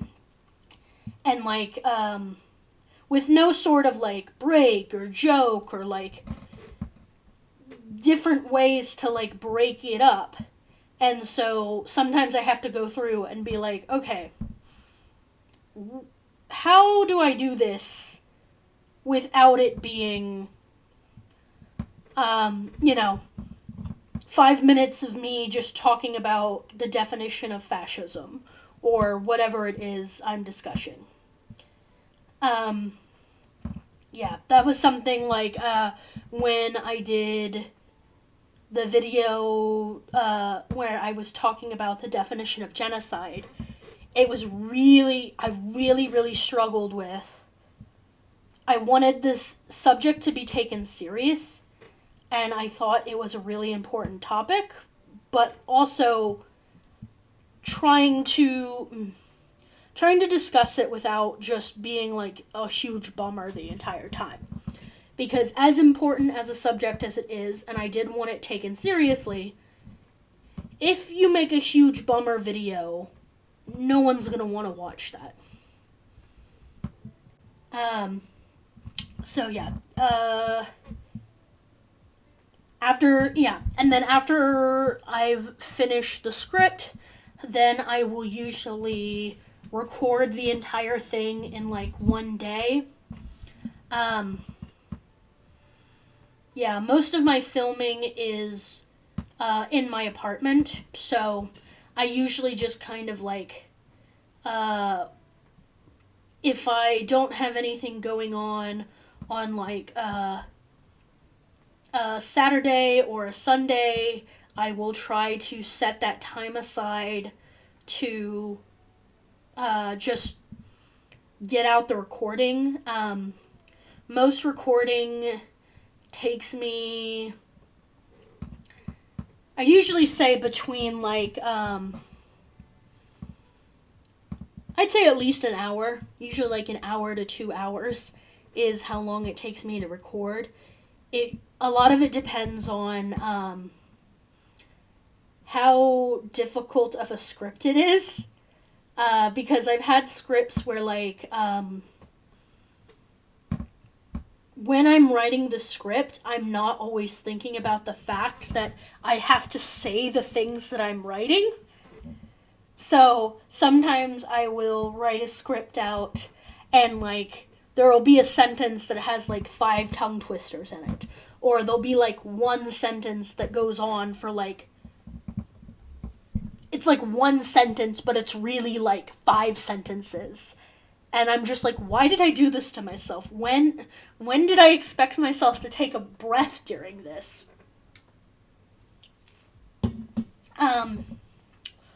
So yeah, that can be kind of like, that can slow down the process and make it harder for me to get through a recording session.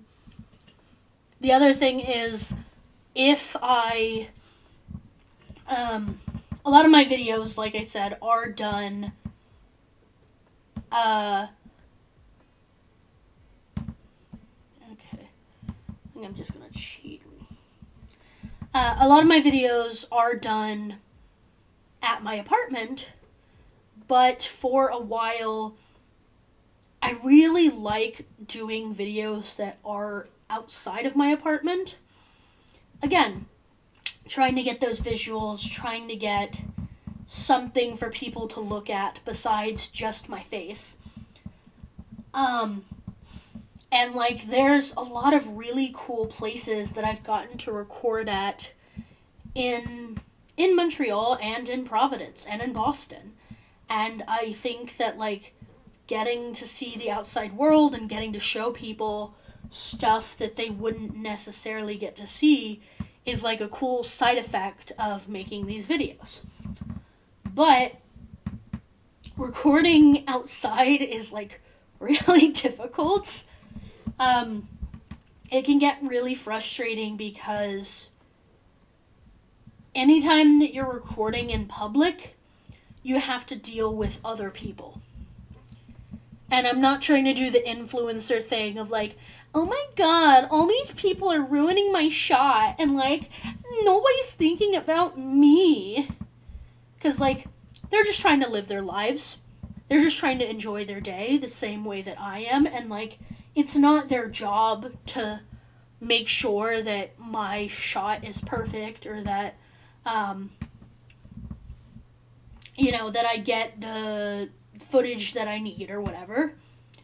But at the same time, sometimes I will be standing there for 10 minutes and I just need to say, like, I just want to say, like, one paragraph of text. All I'm going to do is one paragraph of text, and then I'm going to, like, move on to the next shot.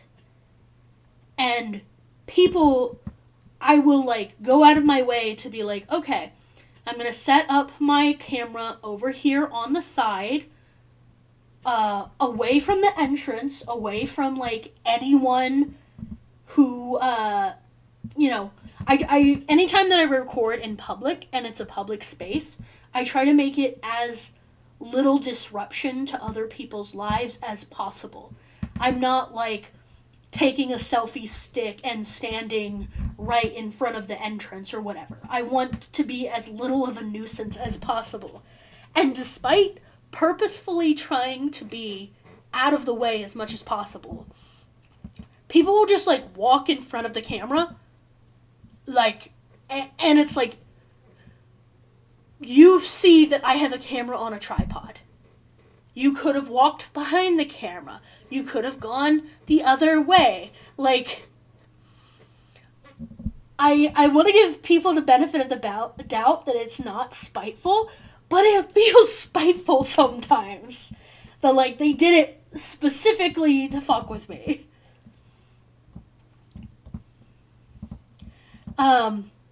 So yeah, there's just a lot of that, of, like, I'll be halfway through delivering a monologue, and then someone just walks right through. Or, I had someone one time that, like, it was just this random guy that, like, I was in the middle of talking. I was in the middle of saying something that I tried to say, like, several times. And then he just walks into the shot and goes, "Oh, are you recording?" And I was like, "Yeah, I am." And then I just, like, turned back to the camera and, like, tried to continue what I was saying. And he was just like, "Oh, well, what are you recording?" And I was like, I'm recording a video, like, the camera is still rolling. I'm trying not to waste my battery and my data talking to this man. And, like, he just kept asking questions. And I finally just stopped the video, just so I could be like, yeah, I'm just trying to get this shot. Like, I'm running out of battery. I don't have much time to get this shot. Like, I didn't tell him go away because it's a public space and he's allowed to be there too. But I basically implied as much as I could, like, yeah, you're being a nuisance right now. And then I think eventually I just had to be like, yeah, I don't really have time to talk. Like, I really need to get this shot. And he was just like, oh, okay. Like, I offended him by saying that. And it's like, what did you want from me, sir? Like, it was just such a bizarre interaction because, like, clearly I'm obviously recording. You can see there's a camera. You can see that that's what I'm doing. Why do you need to, like, include yourself in that? Just because, like, I'm a woman doing a thing, and you're like, yes, I need to make this about me, or, like, add myself into the conversation. So, yeah, that's why, as much as I love recording in public, because I love the visuals, I love, like, getting to get outside of the house, it takes an extreme amount of patience.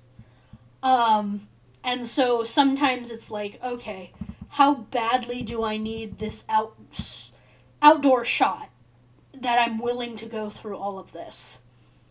Because the other thing is, like, dealing with people is one thing. And again, it's a public space. They're allowed to be there as much as I am. But it's also just, even when people aren't, like, getting in my shots or whatever, you still have, like, children screaming in the background, or, like, a car drives by that's playing music, or, like, somebody walks by with their friend and they're having a very loud conversation about their exes or something, that it's like, okay, well, now I can't use this shot at all.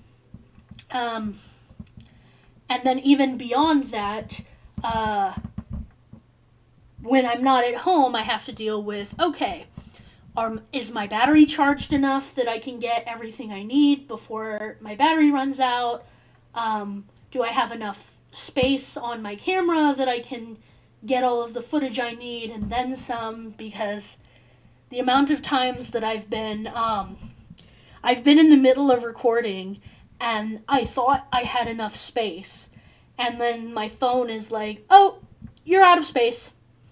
Like, you don't have any more space.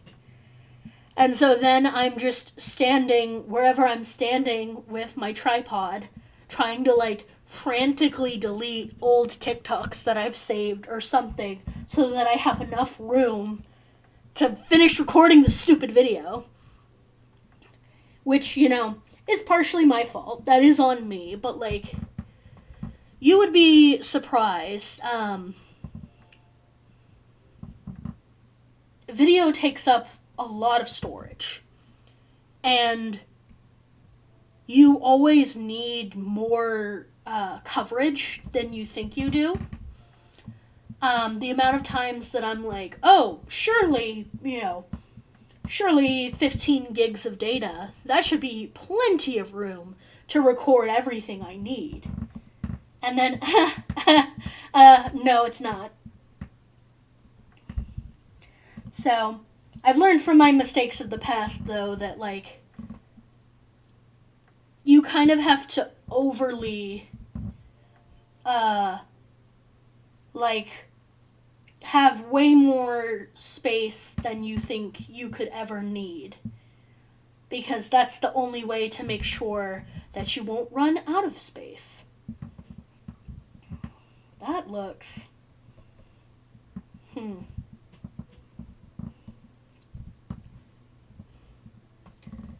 Oh, hello, Captain Firebird 1. Yeah, there is just no pleasing some people, no matter how polite you are. Yeah, I definitely agree with that. Because, like, I don't know, man. Sometimes I'm just like, what are we doing here, buddy? Like, why is this how you chose to act?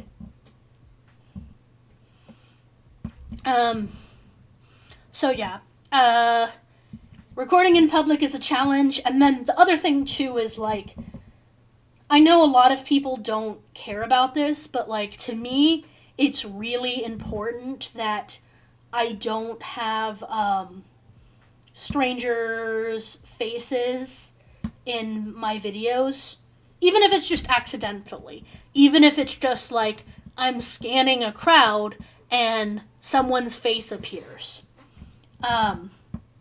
Or, like, when I was recording in the museum, a lot of the time I would be recording in the museum and someone would walk past the painting that I was recording.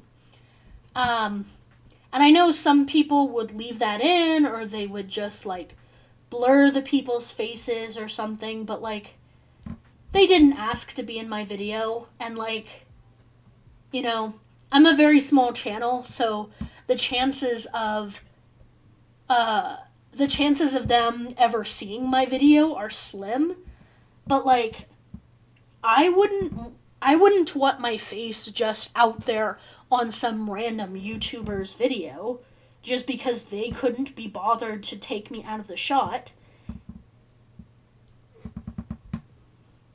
So that's just, like, another challenge to, if you want to record in public, is like, okay, how do I do that without 20 people's faces in the video? And sometimes it's just not possible. Sometimes it's like, oh, this would be a really cool area to record, but, like, there's a huge crowd, so if I record in this area, I'm going to get someone's face in the video.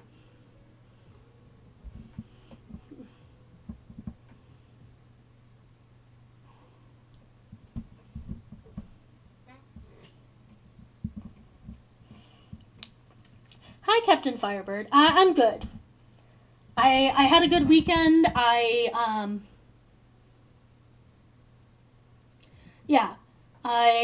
Friday night I went to,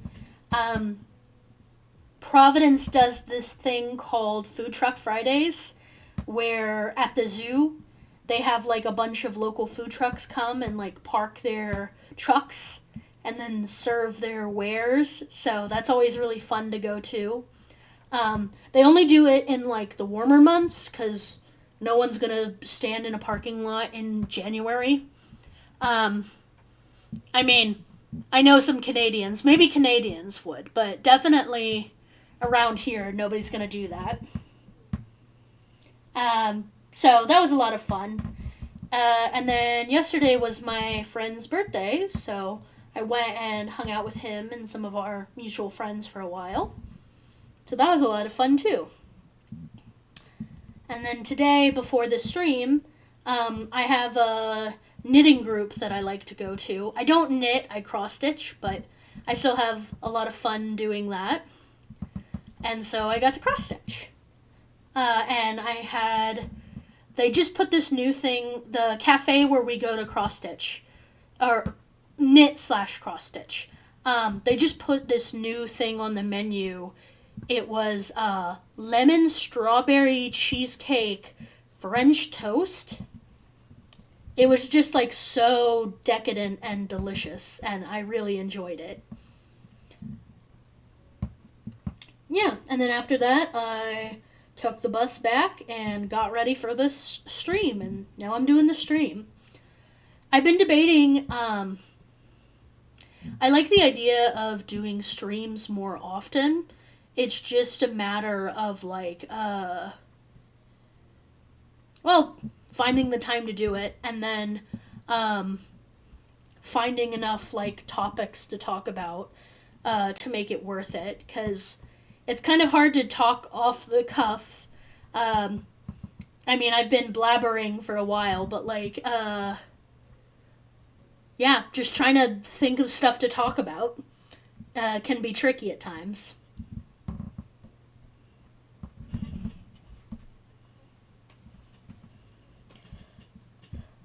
You have a weekly food truck congregation. Yeah. So you have a weekly food truck congregation in the summer. Yeah, they do it, like I said, they do Food Truck Fridays, so it's like once a week they do it. And it's literally the zoo in Providence. It's like in the middle of this giant park. It's like the biggest park in the city. And in that park, there's also like a big carousel that has a big parking lot next to it. And people typically they'll park there either for the carousel, or there's like a big lake with some swan boats nearby. There's a Japanese garden. It's a really beautiful part of the city. But yeah, in the summer, in like late spring to like early fall, they do the different food trucks. And so there's a lot of like really good ones. There's a coffee truck that I usually go to. There's one that like just does grilled cheeses. There's one that they just do like different types of chicken nuggets. There was one, it was a new truck. I haven't seen that truck before. But they do croffles, which is like they take croissant dough and put it in a waffle maker to make like croissant waffles. And they took the croffles and you could have like different toppings on them, but they also had like croffle sandwiches. They had like this Korean chicken croffle sandwich that I didn't get a chance to try, but definitely that's on my list for like next week. Let's see. How do you combine cheesecake and French toast? So the way that they did it was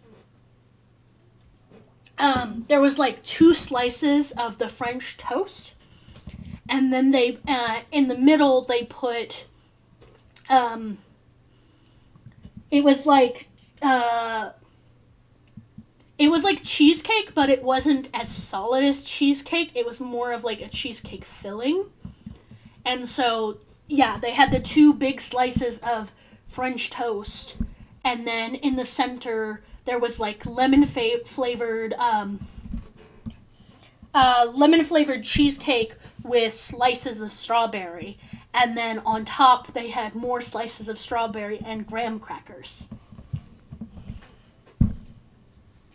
It was really good. It was just like, it was a very large serving, and so I only ate like half of it. So now I have the other half of it in a box that I'm probably gonna eat after this stream as like a job well done for finishing the stream. But I hope it's not. I hope it hasn't become like mushy, sitting there for a few hours. Okay.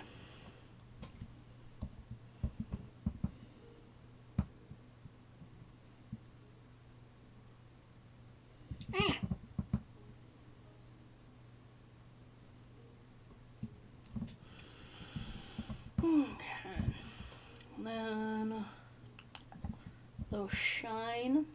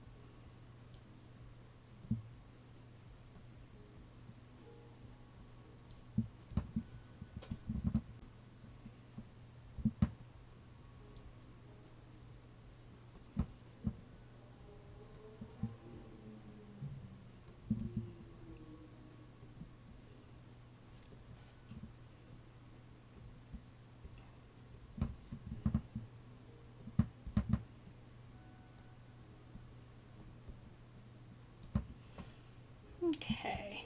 And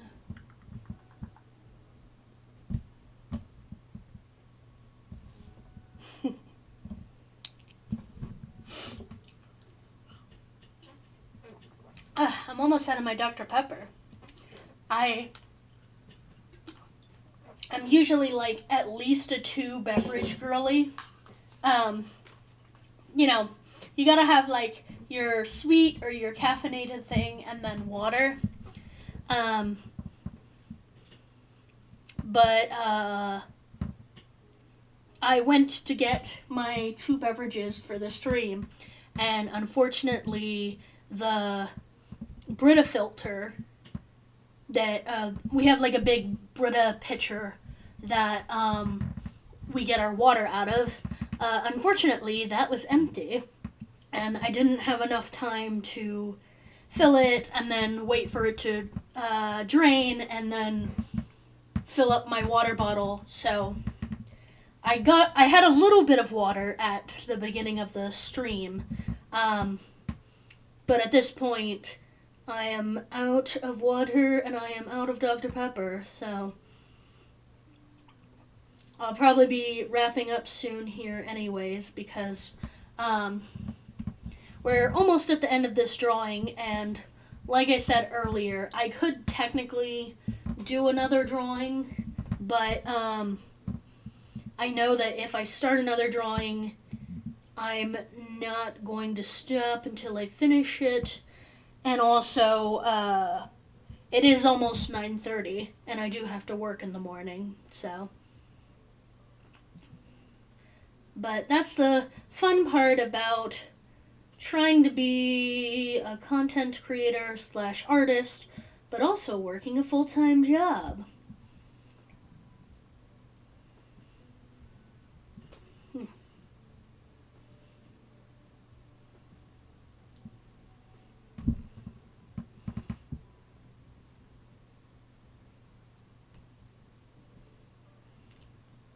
But yeah, I definitely want to do more of these in the future.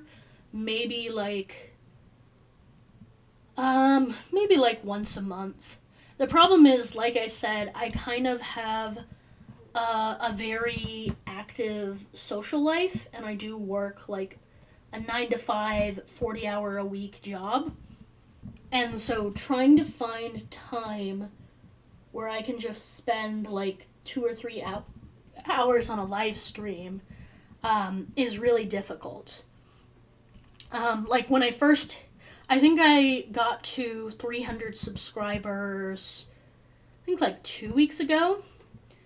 And part of the reason why I didn't schedule the stream right away, well, part of it was kind of just when I hit 300 subscribers, I was kind of afraid that if I said, yay, I hit 300 subscribers, I'm going to do a live stream now, that I would refresh the page and it would go down to like 298. So I wanted to make sure that it actually stayed at 300 for a little bit before I did like a celebratory stream. And then the other thing was just that trying to find the time to do it, honestly.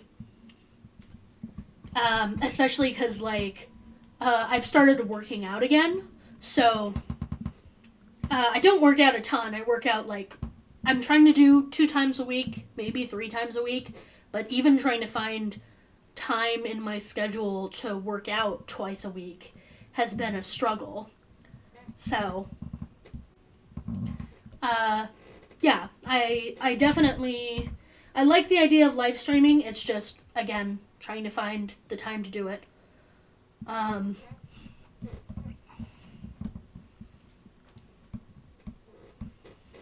Okay, let's see. Is there anything left in this drawing to do? Okay, I think I'm just gonna do the shadows in Kiefer's hair, and then I'm probably gonna end this live stream. So, if y'all have any last minute questions, if you have anything that you want me to talk about that I haven't talked about, now's the time to throw those questions in. And like I said, I probably will try to do one of these again, so if you give me a question and I'm like, oh, I don't have time for that, or oh, I want to end the stream or whatever, I will write down that question for next time. Because I would like to make this like a semi-regular thing if I can. Yeah, as much as I love making videos as like a passion project for myself, I would like to be able to reach out more to the people that watch my videos. Just because I'm curious why you're here. You know, what is it about what I do that makes you want to be here? And as someone who watches a lot of YouTube videos, one of my favorite parts about that is getting to discuss those videos with other people and creators and stuff. And so I don't want it to just be me shouting into the void. I want it to be there to be opportunities to talk to people. I say as I monologue on a live stream, but it's the thought that counts.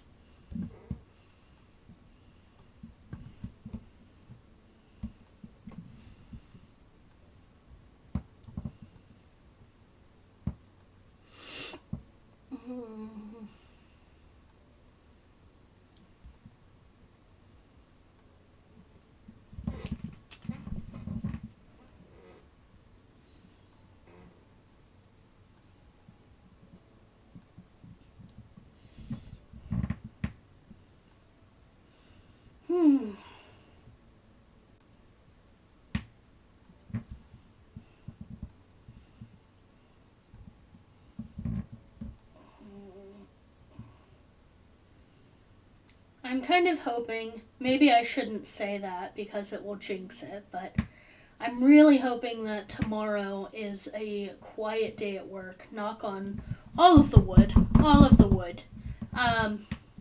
Just because I am really excited for the script that I've been writing, and I'm almost done with it, fingers crossed. And like I said, I really would love to get it done. I would really love to get the video out before the end of May.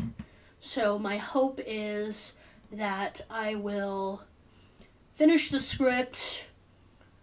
If I can finish the script by like the end of the week, and then next weekend try to record.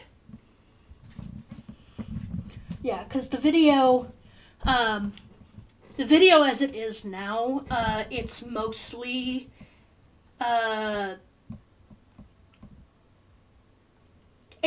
kind of like a sitting in my room talking video.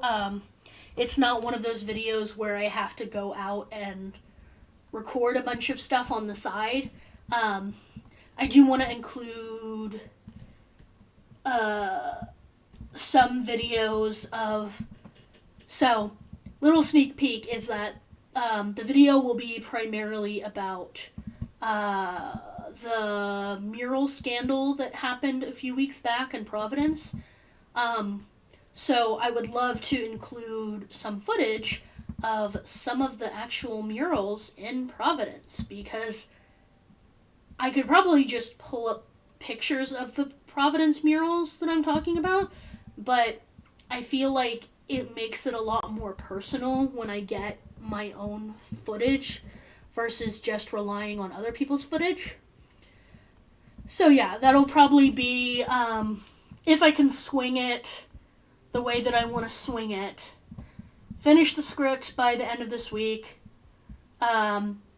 do the recording in my apartment on Saturday, and maybe on Sunday go out and get all of the mural B footage that I want.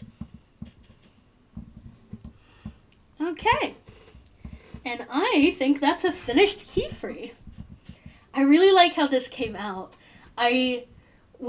Part of me was not totally looking forward to coloring this, just because, like, it's a lot of just, grays and whites, and, like, tans. I usually like a more colorful image when I'm going to color. But yeah, I really like how this one came out, and I've been trying to practice my clothing folds a lot, but like as you can see, not quite at the same level, but I think I am improving a lot, and I really like how this came out.